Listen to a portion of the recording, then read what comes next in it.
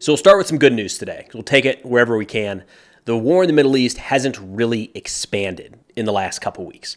About 2 weeks ago, the United States carried out a series of strikes against Iranian-affiliated targets in Iraq and Syria. The war hasn't stopped in a lot of ways. It's just kind of continuing, but it hasn't escalated beyond where it was. Positive news. We'll take it wherever we can get it. Now, we do have some news today coming out of Hezbollah, the northern front of Israel. Their leader, Nasrallah, just gave a speech earlier this morning that we'll run through. I've got an interesting poll of Israeli citizens asking about their priority. Is it the elimination of Hamas or the return of the hostages? I think you'll be surprised with the responses. Israel is preparing and has already begun some operations against Nasser Hospital in Khan Yunis. We've got a statement from Hamas, and the Houthis continue to carry out attacks in the Red Sea. It's a lot to get into, so I'm glad you're here. I'm recording this at 9:30 a.m. Central on Friday, February 16th, 2024. Starting up north with Hezbollah. Israel says that last night they carried out a strike that killed a commander in Hezbollah's Radwan forces named Ali Mohammed al-Bas, as well as his deputy commander Ibrahim Isa and an additional terrorist operative that was also killed in that strike. They say that al-Bas had been involved in planning and carrying out multiple terrorist attacks against Israel, especially during the course of this war.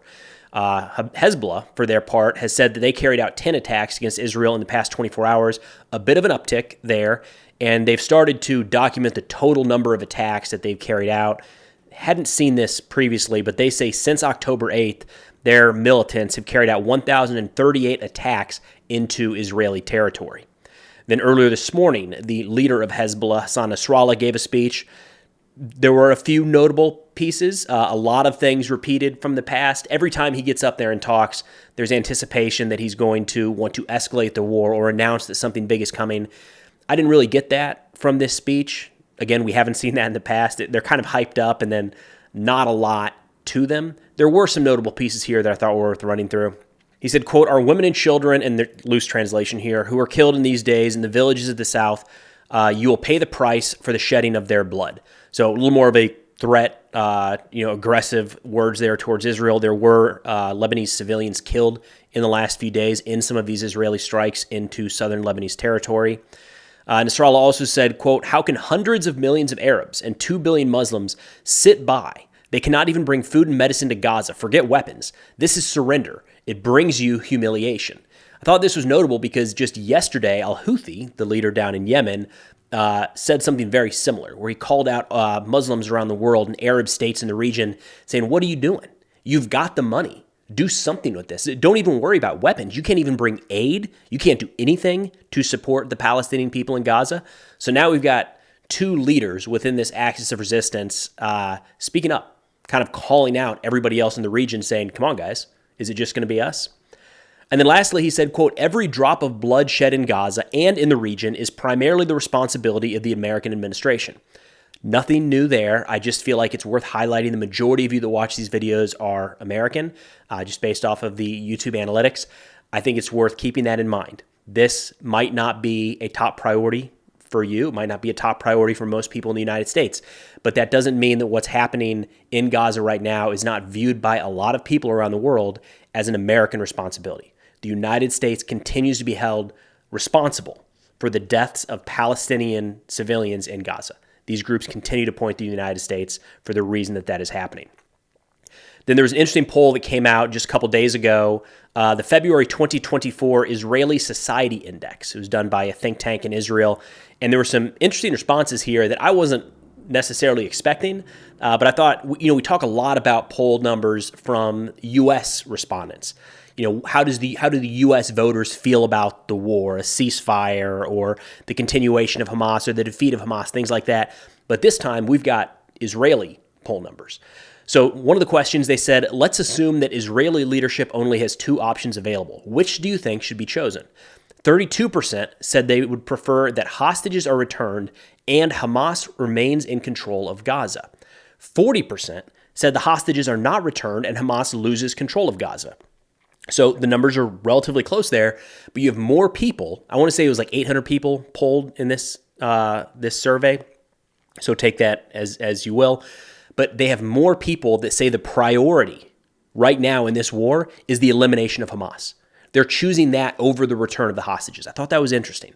Most of the media that I've seen continues to show a lot of outrage inside of Israel of especially the families of the hostages, saying, bring them home, do more, do whatever you can to get our people back home safely. It's interesting to me to see a poll come out, and I'm not sure how representative this is across the country, but I mean, even if those numbers are 50-50, I feel like that's notable. But in this case, they've got more respondents saying the primary concern for Israel, the number one priority above all else, is the elimination of Hamas, even if that means not bringing the hostages home. They also asked about the confidence that Israel will win this war, and that generally is trending down. Back in October, 74% of respondents said that they were confident that Israel would win the war. That has since fallen to 54%. And the not confident number back in October was just 10%. That has since risen to 24% in February. It'd be interesting. I would be interested to understand the dynamics driving that. Is it that people thought the war would be over sooner? Is it that they thought there would be fewer casualties?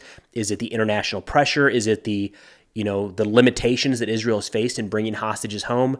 That would be a focus group if I could. I'd like to grab that group and understand what has caused the decrease in confidence that Israel will eventually win this war. But real quick, a thank you to the sponsor of today's video, Venture Surplus. You've heard me talk about them before. They're back, and it's because they value you all as a high-quality audience, and I couldn't agree more.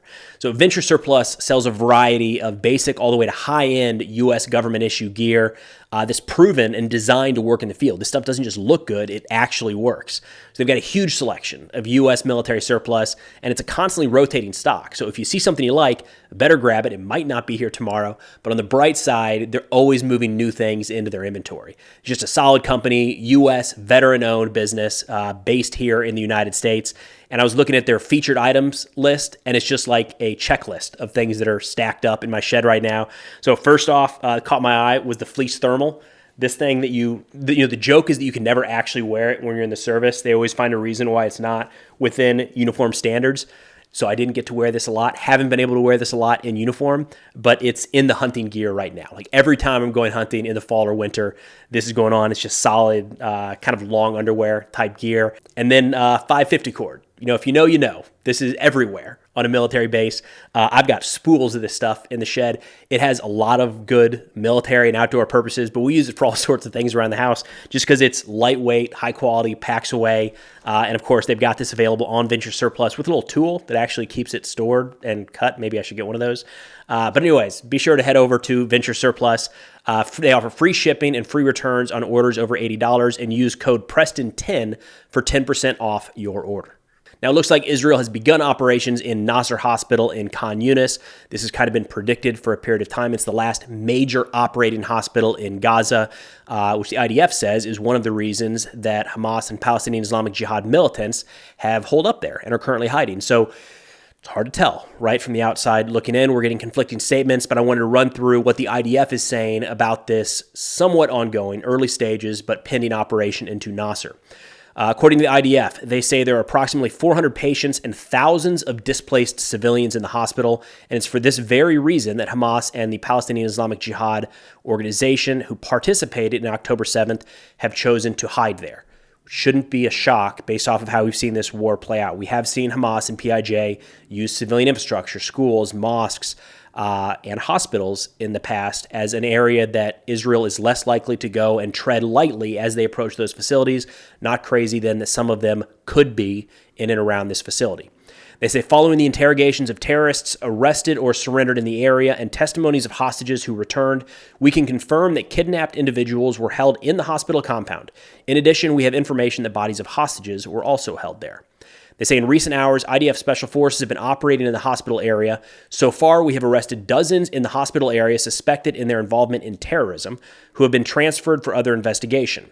And we have found weapons, including grenades and mortar shells, within the hospital compound, placed near a point from which mortar shells were fired at our forces a month ago. And I'll pull up a graphic from that incident. I think we played the video when that first came out a little while ago. Israel has enough firefighting radar and target acquisition systems watching all across Gaza that they're pretty effective at this point at being able to pinpoint the point of origin or launch location. And about a month ago, one of those launch locations came from within the Nasser Hospital complex Again, for anybody following this war, it shouldn't be shocking that that has happened because we've seen it happen repeatedly over the course of the last few months. Israel says among the Hamas militants arrested, they found some who were also involved in the October 7th massacre. They say one of them was a Hamas ambulance driver who admitted in his investigation that he transported a hostage from the border area back into Gaza. Another, and I think we've got some pictures here of the three who were arrested. Another confessed to participating in the October 7th massacre. And then finally, an operative of the Popular Front for the Liberation of Palestine. Those are the ones, according to the IDF, that they are able to detain in the first, opening hours of this raid into Nasser Hospital. Continuing on, they say they urged displaced civilians to evacuate from the hospital compound. The IDF says they've opened a humanitarian corridor in recent days, and I did see some communication coming out in Arabic being sent, and flyers, leaflets being dropped, and radio communications to people in the hospital telling them about these evacuation routes. They said they've opened this humanitarian corridor through which civilians can be safely evacuated. We also assist in evacuating patients who want to leave with ambulances or between buildings in the hospital in an organized manner. And then wrapping up here, kind of making their case for why they are and will continue to operate into the hospital to root out Hamas. Israel says, quote, "In every hospital where we have operated, we have done so precisely and in accordance to international law and will continue to do so.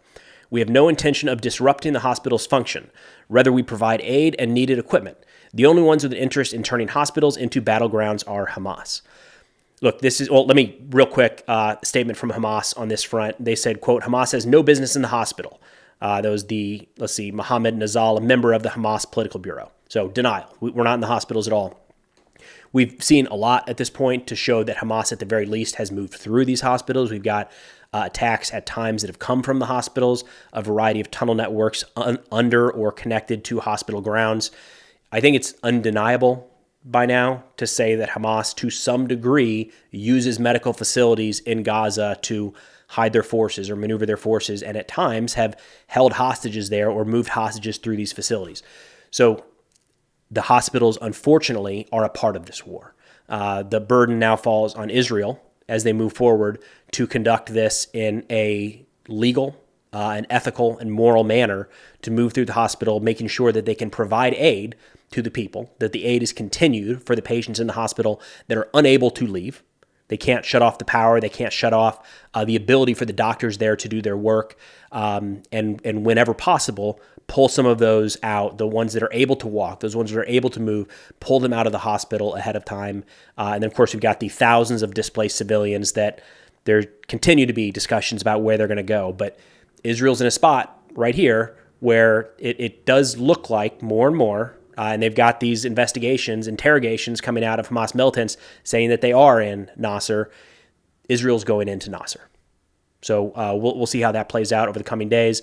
Again, the hope, I think everyone's hope should be that they conduct themselves in a professional, legal, moral, and ethical manner. Then we have a statement from Hamas. Not a lot recently. We've seen a steady decrease in Hamas claims of attacks, videos, statements, anything like that. Hamas media in general has really fallen off a cliff in the last couple weeks, and they addressed that. So in the statement, they said, quote, "The losses among the enemy's prisoners have become very large. We have tried to protect and care for the prisoners for months to achieve the interests of our people, and we are still striving to do so. We warned dozens of times about the dangers to which enemy prisoners held by the resistance were exposed, but the enemy leadership ignored that. The enemy's prisoners are living in difficult conditions and are struggling for life. We're trying to protect their lives, and the enemy's army deliberately kills and injures its own prisoners." I think that last piece there, the deliberate killing and injuring of Israeli prisoners, you got to meet that with some sort of evidence, right? It's one thing if they're being held in a facility that is being targeted because it's a Hamas structure and those bombs end up killing some of the hostages. That's one thing. But to say that Israel is deliberately targeting their own hostages, I think would require a little more evidence from Hamas in this case. The other part here is in major wars, in conventional wars, you would see, a hospital ship or a POW facility or POW train appropriately marked. And then the nation does not attack that, right? You don't see in past wars, traditionally, there have always been mistakes made, but when prisoners are being transported from one area to another or they're in a prison camp, those areas tend to not be attacked by their own forces, by friendly forces, essentially. That's not the case here. because it doesn't do Hamas any good to put on the top of a building a big X and say, don't attack here. This is where the hostages are, because Israel would just, fast rope in, grab those hostages and get out of there. So Hamas, from my perspective, seems like they kind of want it both ways. They don't want Israel to conduct operations that could kill or harm these hostages that they're holding. This is Hamas's currency right now. It's their leverage, if you will. But at the same time, they're not showing where they are. They're moving them all across the Gaza Strip, and in many cases are in and around locations where Hamas militants are conducting operations. Additionally, they say, quote, "We decided to postpone, not announce some operations, and to not broadcast some scenes for security reasons and complex field conditions." Like I was mentioning a second ago, the volume of Hamas statements has fallen off a cliff in the last few weeks, and they addressed that. It's not just noticing this between the weeds. It was noticeable enough to where Hamas had to come out and say, yeah, we're not putting out as much recently, and that is due to security reasons and complex field conditions. I think the second part of that statement, the complex field conditions, is probably accounting for a much larger reason. Security reasons, they've been putting out a lot of footage, a lot of pictures, and a lot of statements from day one. I don't know that the security situation has changed all that drastically. They're probably having a hard time filming the attacks and having the network connectivity and the time and the resources to be able to upload these to places like Telegram. Then turning down to the Houthis in the Red Sea, unfortunately, no real change there, which means that we've seen continued attacks by the Houthis and then by U.S. forces against Houthi targets in Yemen. So the Houthis announced earlier today, they said, quote, "The naval forces of the Yemeni armed forces carried out a military operation targeting a British ship, the Kavitos." There's no way I'm saying that right. While it was sailing in the Gulf of Aden, they said the targeting process was carried out with appropriate naval missiles that hit it directly, thanks to God. They said the Yemeni armed forces, with the help of God Almighty, will continue to prevent Israeli navigation or navigation heading to the ports of occupied Palestine in the Red and Arab Bahrain until the aggression stops and the siege on the Palestinian people in the Gaza Strip is lifted. That last part is not new. They say it every time. I still feel like it's worth reiterating. That is the Houthi stance, is that they are continuing to carry out these attacks until the war in Gaza is brought to an end and the siege of Gaza is lifted. I don't know. Personal opinion, I think that's one part of why they're carrying out these attacks. It does not account for the entirety, but so long as they continue to point to that as their reasoning, I think it is worthwhile bringing that up as they carry out these attacks. Then in response, sort of. Well, first off, the United States Central Command confirmed the attack of this ship, the Kavitos, maybe better that time, which they say is a Barbados-flagged, UK-owned and operated bulk carrier. The U.S. did confirm that the ship was struck. They said no injuries and minor damage, and the ship was able to continue its voyage. And then a few hours later, Central Command announced that they conducted 2 more self-defense strikes against 3 mobile anti-ship cruise missiles that were set up and prepared to launch in Houthi-controlled areas of Yemen, aimed out against ships in the Red Sea. So that hasn't stopped at all, maybe slowed a little bit, but not really. It's just kind of business as usual right now with the Houthis, U.S., and our allies in the Red Sea and Gulf of Aden. Mentioned it a couple times now. I think we can probably expect another wave of U.S. and U.K. strikes just because we're not seeing any sort of deterrence here. Whatever has happened already has not deterred the Houthis from continuing to strike commercial vessels. My money is on the next couple days here. Maybe it'll be a week or so, but that U.S.-UK joint air and sea strike, there's probably another round coming here before too long. That's all I got for now. Of course, if interested in this or other national security subjects, be sure to check out our Substack, linked in the description below. We've got a new article out today talking about how China has begun selling military weapons into the Congo. And we've started to see Chinese weapons appearing on both sides of a conflict there. It's interesting stuff, kind of how China is leveraging their influence in different places of the world. It's a free article. If interested, it's linked below. But thanks for watching, and I'll see y'all next time.